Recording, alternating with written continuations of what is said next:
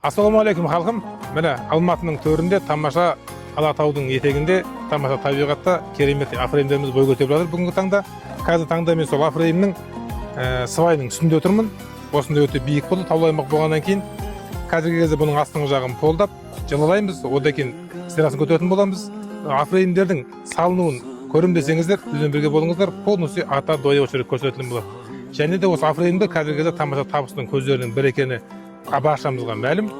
Осындай табысты арттырам, афреймді салам десеңіздер, төменнен бірге хабарласыңыздар.